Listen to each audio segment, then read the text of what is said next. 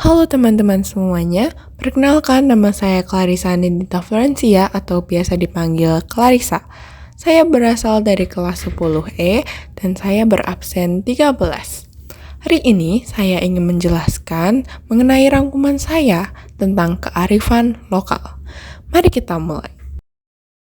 Sebelumnya, izinkan saya menjelaskan apa itu tradisi. Tradisi adalah sebuah kebudayaan yang selalu diturunkan dari satu generasi ke generasi berikutnya. Kebudayaan ini bisa sangat beragam, mulai dari yang berkaitan dengan kebiasaan, adat istiadat, hingga berhubungan dengan keagamaan. Berikut adalah 7 unsur tradisi, yaitu ada kepercayaan, ekonomi, teknologi, kekerabatan, kesenian, bahasa, serta pengetahuan.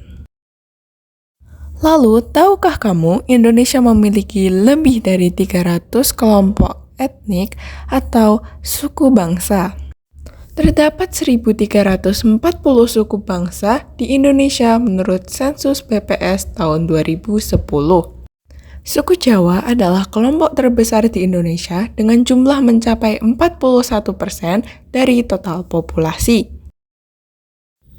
Selanjutnya, saya akan menjelaskan mengenai upacara tingkeban atau mitoni. Upacara tingkeban atau juga kerap disebut mitoni merupakan upacara yang dilakukan ketika usia kandungan berusia 7 bulan. Tradisi ini dilakukan dengan tujuan mendoakan bayi yang dikandung agar terlahir dengan normal, lancar, dan dijauhkan dari segala kekurangan atau bahaya. Tradisi ini merupakan bentuk kearifan lokal yang syarat makna.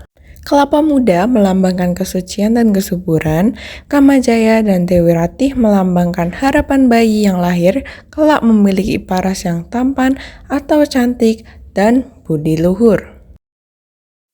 Berikut adalah beberapa contoh makanan pada upacara mitoni. Yang pertama adalah jenang abang putih, yang kedua ada jenang procot dan jenang celorot, lalu ada tumpeng pitu, jenang putih, sego megono, jenang abang, sego gurih, rujak, dan lain sebagainya. Yang kedua, saya akan menjelaskan mengenai tradisi wetonan atau wedalan. Tradisi wetonan atau wedalan adalah upacara yang memperingati kelahiran seseorang.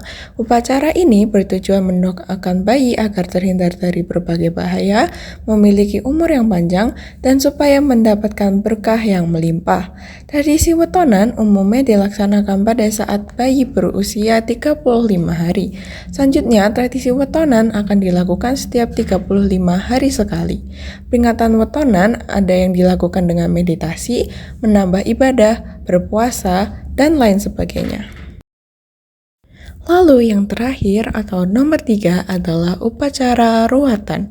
Upacara ruatan ini ditujukan untuk membuang segala keburukan atau menyelamatkan sesuatu dari sebuah gangguan.